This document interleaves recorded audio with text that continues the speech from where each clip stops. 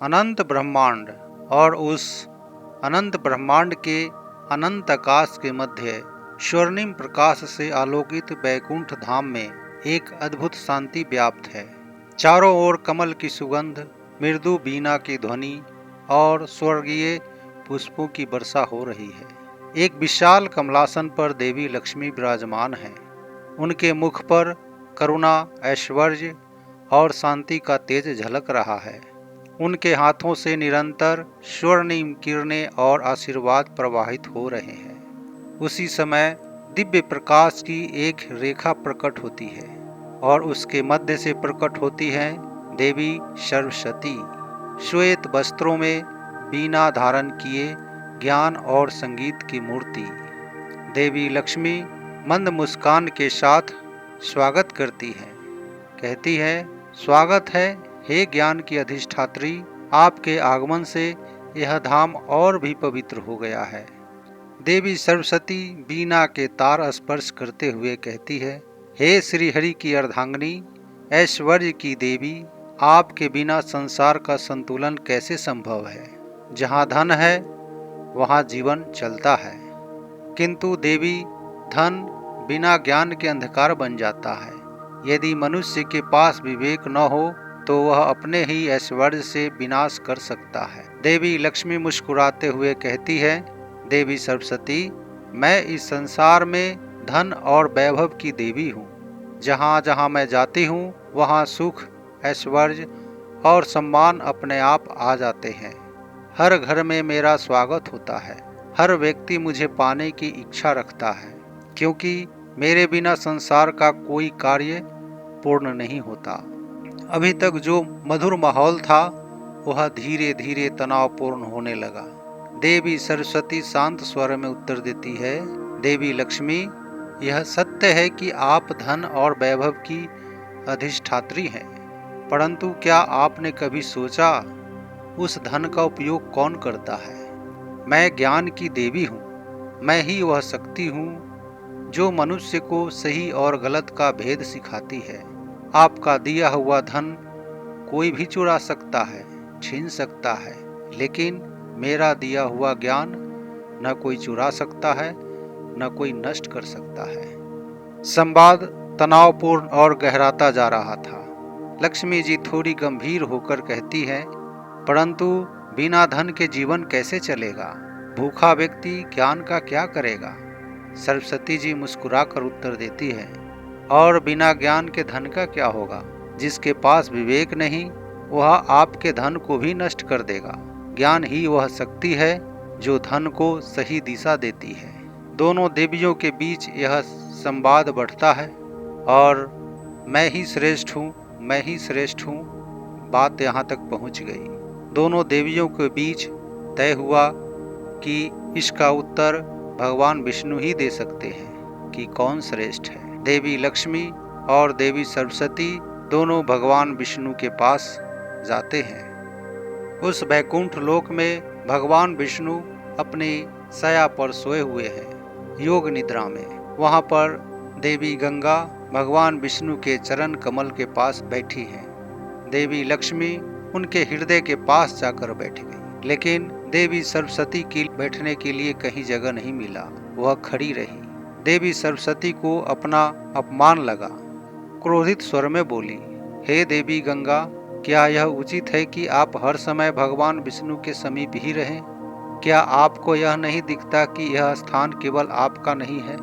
देवी गंगा शांत परंतु दृढ़ स्वर में बोली, हे देवी सरस्वती, मैं तो केवल प्रभु के चरणों की सेवा में लीन हूँ। इसमें मेरा कोई स्वार्थ नहीं, परंतु आपके शब्दों में यह कटुता क्यों। देवी सरस्वती और भी आक्रोश में आ गई।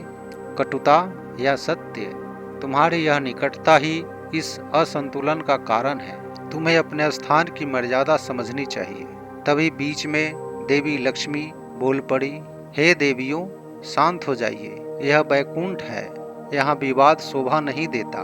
आपको देखना चाहिए भगवान श्रीहरि योग निद्रा में है और वैकुंठ में इस स्थिति में वाद विवाद करना अच्छा नहीं है। देवी गंगा बोली, हे देवी सरस्वती, वह कौन है जो आपको मेरे खिलाफ आपके कान भरते हैं। देवी लक्ष्मी बोली, हे गंगा, देवी सरस्वती का इशारा मेरी ओर है, जो इनका संदेह निराधार है। तीनों देवियों के बीच वाद विवाद बढ़ता गया। देवी सरस्वती गंगा को श्राप देते हुए बोली, यदि तुम्हें अपनी मर्यादा का ज्ञान नहीं तो मैं तुम्हें श्राप देती हूँ। तुम पृथ्वी पर एक नदी बनकर बहोगी, पापियों के स्पर्श को सहोगी। देवी गंगा दुख और क्रोध में आ गई। हे सरस्वती, यदि आपने मुझे श्राप दिया है तो मैं भी आपको श्राप देती हूँ। आप भी पृथ्वी पर नदी बनेगी और आपका अस्तित्व अदृश्य हो जाएगा। तभी देवी लक्ष्मी बोली, हे सरस्वती, आपने क्रोध में आकर यह क्या कह दिया? अब मैं भी आपको श्राप देती हूँ। आप पृथ्वी पर प्रवाहित होंगी और मानव आपको खोजते रह जाएंगे। देवी सरस्वती प्रत्युत्तर में उसी तरह का श्राप दे दी। हे लक्ष्मी, आप भी इस विवाद में शामिल हुई हैं, तो सुनिए मेरा श्राप। आप भी पृथ्वी पर जन्म लेंगी और स्थिर नहीं रह पाएंगी, एक स्थान से दूसरे स्थान भटकती रहेंगी। इस प्रकार एक दूसरे को शापित करने के बाद तीनों देवियां मौन हो गई। वैकुंठ में कंपन सा छा गया। तभी भगवान विष्णु योग निद्रा से जागते हैं। भगवान विष्णु शांत और गूढ़ स्वर में बोले, हे देवियों, यह सब केवल क्रोध नहीं, यह मेरी लीला है। देवी गंगा, आप पृथ्वी पर जाकर पापों का नाश करोगी। देवी सरस्वती, आप ज्ञान की धारा बनकर प्रवाहित होंगी। और देवी लक्ष्मी, आप भक्ति और समृद्धि के रूप में अवतरित होंगी। मानव जाति का कल्याण ही आप तीनों का उद्देश्य है। क्रोध में दिया गया श्राप भी जब भगवान की इच्छा से जुड़ता है तो वह भी संसार के लिए वरदान बन जाता है। दूसरी ओर इन तीनों देवियों के संघर्ष के बीच महाशक्ति की लीला चल रही थी। देवदूती ने परम परमेश्वरी शक्ति को नमस्कार करते हुए बोली, नमः शक्ति परमेश्वरी, यह क्या हो रहा है? वैकुंठ की शांति में आज एक विचित्र हलचल है। देवी लक्ष्मी और देवी सरस्वती आपस में संघर्ष कर रही है। देवदूत चिंतित स्वर में बोली, हे महाशक्ति परमेश्वरी, यह क्या हो रहा है? आपकी ही शक्तियाँ एक दूसरे से क्यों लड़ रही हैं? महाशक्ति पराशक्ति गंभीर स्वर में बोली, इसमें विचित्र क्या है? धर्म और अधर्म में संघर्ष सदा से हो रहा है और सदा रहेगा। एक ओर ऐश्वर्य की अधिष्ठात्री जो कहती है मेरे बिना सब व्यर्थ है, दूसरी ओर ज्ञान की अधिष्ठात्री जो कहती है मेरे बिना सब शून्य है। यह संघर्ष अनादि है, अनंत है। देवदूत घबरा कर कहती है, हे देवी, इस संघर्ष का परिणाम क्या होगा? ये देवियां जाएंगी कहाँ? महाशक्ति रहस्यमयी मुस्कान के साथ बोलती है, परिणाम, जब जब शक्तियां टकराती हैं तब तब सृष्टि में एक नई लीला जन्म लेती है। देखो, पृथ्वी पर एक लीला हो रही है। पृथ्वी पर एक राजा है, वह संतान के लिए तप कर रहा है और उसकी आराधना देवी लक्ष्मी के लिए है। देवदूत आश्चर्य में, हे देवी, तो क्या यह सब उसी तपस्या का परिणाम है? महाशक्ति बोली, हाँ, अब समय आ गया है कि ये तीनों शक्तियां पृथ्वी पर अवतरित हों। महाशक्ति की इच्छा से देवी लक्ष्मी पृथ्वी पर तुलसी के रूप में प्रकट होंगी। देवी सरस्वती एक पवित्र जलधारा बनकर प्रवाहित होंगी और देवी गंगा एक महान तपस्वी भागीरथ के प्रयास से स्वर्ग से पृथ्वी पर अवतरित होंगी। देवदूत विनम्र होकर बोली, हे देवी, यह सब आपकी ही इच्छा से हो रहा है। आपकी लीला तो अपार है। महाशक्ति गंभीर स्वर में बोली, मैं स्वयं भी देखूंगी जब ये देवियां पृथ्वी पर उतरेंगी तो मानव जीवन में क्या परिवर्तन लाएंगी। लेकिन इस समय देवी लक्ष्मी अपने शाप को लेकर चिंतित है।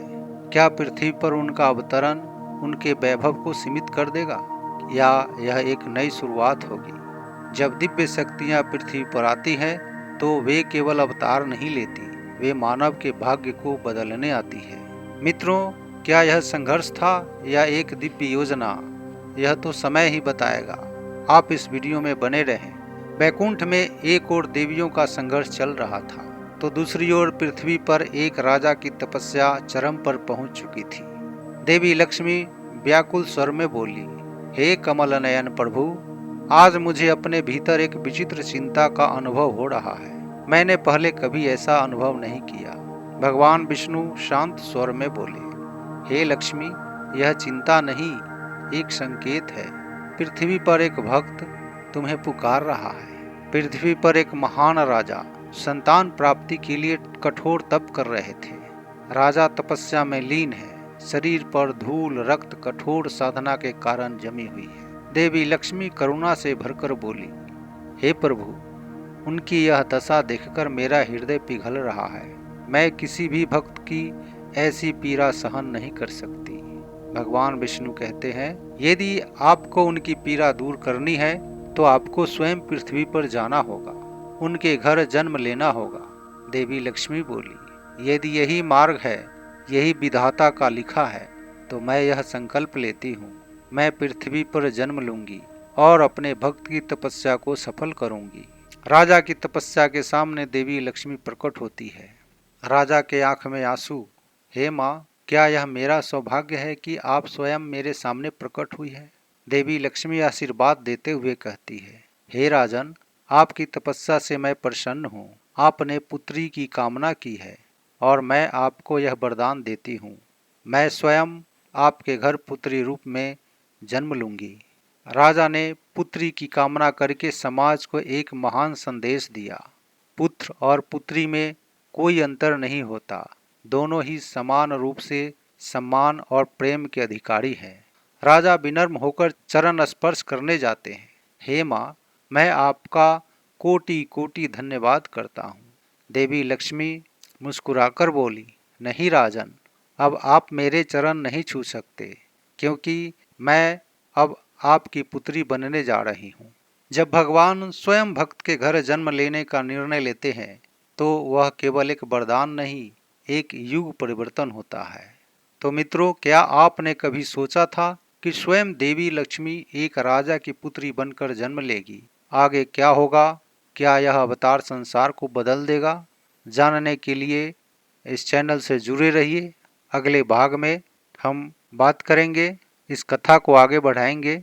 वो कौन से राजा थे जिनके यहाँ देवी लक्ष्मी जन्म ली, और क्या भगवान विष्णु भी जन्म लिए या देवी लक्ष्मी स्वयं अकेली पृथ्वी पर आई? जय श्री हरि, जय माता लक्ष्मी।